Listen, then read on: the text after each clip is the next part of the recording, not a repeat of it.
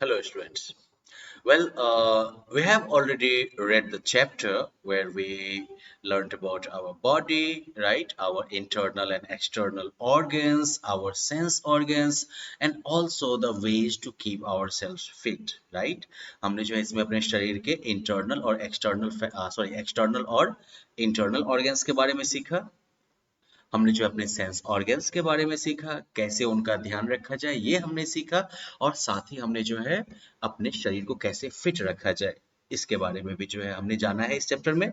Now let's try these chapter and activities जिसके through हम लोग अपनी लर्निंग को और बेहतर कर सकते हैं और साथ ही साथ टेस्ट भी कर सकते हैं। So the first activity is tick the correct option. As you know I will just explain the questions to you. मैं बस ये प्रश्न आपको एक्सप्लेन कर दूंगा, बाकी आपको आंसर खुद खोजना है या लिखना है। Okay, so the first question is the brain helps us to. तो ब्रेन जो है हमें मदद करता है, किस चीज में मदद करता है ये आप यहां से खोज के लिखिएगा। The dash supply oxygen to the body. तो बेसिकली आपको यहाँ बताना है कौन सा ऑर्गन जो है वो हमारे बॉडी को ऑक्सीजन सप्लाई करता है। Which of the following organs can we see? तो इनमें से कौन से ऑर्गन्स हैं जो कि हम देख सकते हैं, कौन से ऐसे अंग हैं जो देख सकते हैं।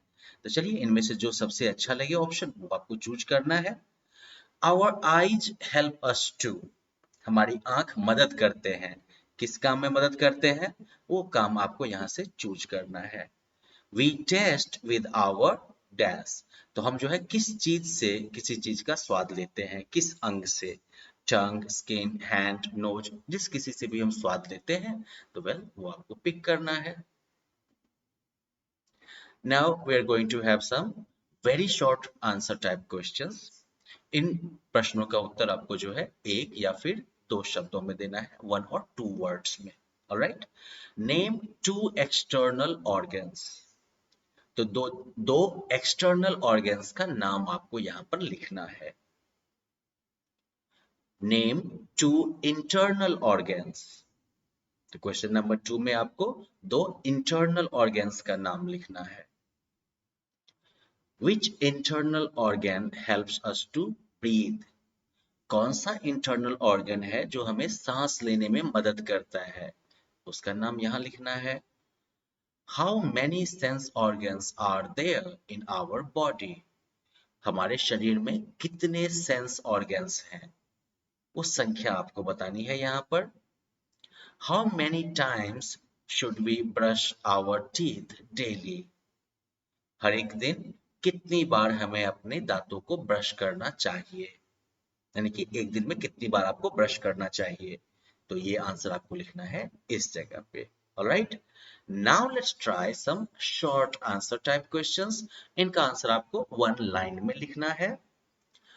What are the functions of our external organs?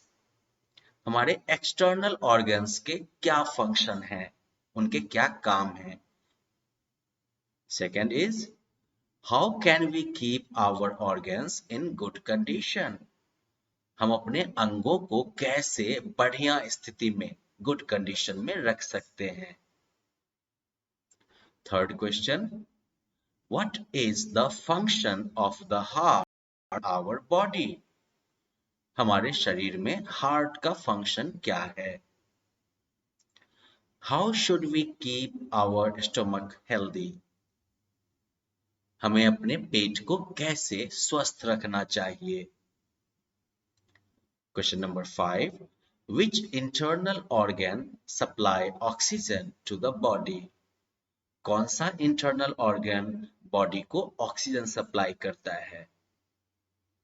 आपने इन सभी क्वेश्चंस का मतलब समझ लिया ना, तो आप बुक से इनके आंसर्स भी ढूंढ सकते हैं और लिख सकते हैं, और आपको तो याद ही होगा इनफैक्ट, तो बुक देखने की भी जरूरत नहीं है।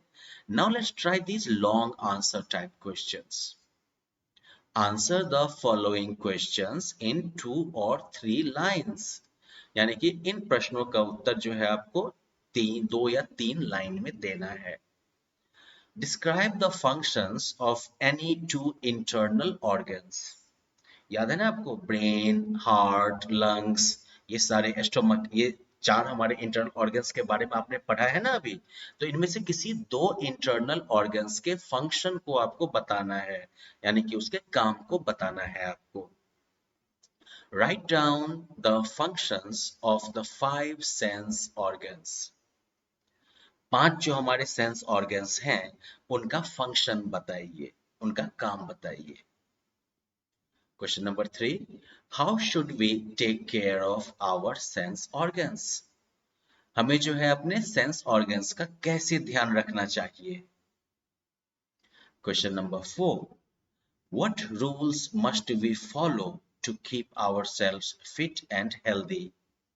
कौन सा रूल हमें फॉलो करना चाहिए अपने आप को फिट और हेल्दी रखने के लिए। Great. Now let's try this higher order thinking skill based question. Write the name of the part of the body used in each of these actions. यहाँ पर आपको ये कुछ एक्शंस दिखाए गए हैं, तो इन एक्शंस में किस बॉडी पार्ट का यूज हो रहा है, किस इंटरनल ऑर्गन का या एक्सटर्नल ऑर्गन का या सेंस ऑर्गन का यूज हो रहा है, तो उसका नाम आपको यहाँ पर लिखना है। For example this girl is reading, right, ये पढ़ रही है ना, तो वो अपने आईज के हेल्प से ना बुक को पढ़ रही है, तो वी विल राइट आईज। तो वैसे ही ये बच्चा यहाँ पर म्यूजिक सुन रहा है, तो वो किस ऑर्गन का यूज कर रहा है, किस बॉडी पार्ट का यूज कर रहा है। ये बच्चा बॉल को किक कर रहा है, तो किस बॉडी पार्ट का यूज कर रहा है। आपको उनका नाम लिखना है यहाँ पर, राइट। ये लिख रही है तो कौन से बॉडी पार्ट का यूज कर रही है। ये यहाँ पर खाने का सेंट ले रही हैं, तो किस बॉडी पार्ट का यूज हो रहा है। और ये जो है यहाँ पर आइसक्रीम खा रही है, तो आइसक्रीम का स्वाद किस बॉडी पार्ट से ले रही है ये। तो ये सब आपको यहाँ पर लिखना है। Now in the next activity, you have to show your creative skills. So count the number of fingers and thumbs on your hand and write here. तो आपको जो है अपने फिंगर्स, आपके हाथ में जो फिंगर्स और थम्स है ना, उनकी काउंटिंग करनी है, और उसके हिसाब से आपको लिखना है कि लेफ्ट हैंड में कितने फिंगर्स हैं और कितने थंब हैं, राइट हैंड में कितने फिंगर्स हैं और कितने थंब हैं। Alright, great. Now this one, look at these thumbprints. They are different from each other. यहाँ पर जो है चार अंगूठे के निशान है ना, ये चारों जो है एक दूसरे से अलग हैं। Now apply some ink on the thumbs of your left and right hands. तो अपने लेफ्ट हैंड के थंब पर और अपने राइट हैंड के थंब पर जो है थोड़ा सा इंक लगाइए। Then press both your thumbs in the blank boxes and note the difference. फिर दोनों अंगूठे को, एक अंगूठे को इस वाले पर, लेफ्ट थंब को जो है इस पर जो है उसका निशान बनाइएगा, और राइट थंब का निशान जो है वो यहाँ पर बनाइएगा, और फिर उसे कंपेयर करिएगा। Okay, now the final activity of right life skills. So basically, write the name of the part of the body shown in each of these pictures. इस हर एक पिक्चर में जो बॉडी पार्ट दिखाया गया है उसका नाम लिखना है आपको यहाँ पर। और यहाँ बगल जो बॉक्स बना हुआ है यहाँ पर आपको जो है ई लिखना है फॉर एक्सटर्नल ऑर्गन्स। अगर एक्सटर्नल ऑर्गन है तो यहाँ पर आप ई लिखिएगा, और अगर इंटरनल ऑर्गन है तो यहाँ पर आप आई लिखिएगा। जैसे कि यहाँ पर क्या है, शोल्डर, वेल चलिए, सॉरी हैंड, तो हैंड क्या है, यहाँ पर हैंड लिख दिया। हैंड जो है वो इंटरनल ऑर्गन है या एक्सटर्नल है, एक्सटर्नल है ना, हम बाहर से इसे देख सकते हैं, तो यहाँ पर हम बॉक्स में लिखेंगे ई। और ये हो गया ब्रेन, ब्रेन तो हम नहीं देख सकते ना, तो ब्रेन जो है पहले यहाँ पर लिखेंगे हम ब्रेन, और फिर ब्रेन का जो है क्या लिखेंगे यहाँ पर हम आई फॉर इंटरनल ऑर्गन। तो इस तरीके से आप जो है इन सभी एक्टिविटीज को पूरा कर सकते हैं, और इससे आपके इस चैप्टर की अंडरस्टैंडिंग बिल्कुल कंप्लीट हो जाएगी। Thank you.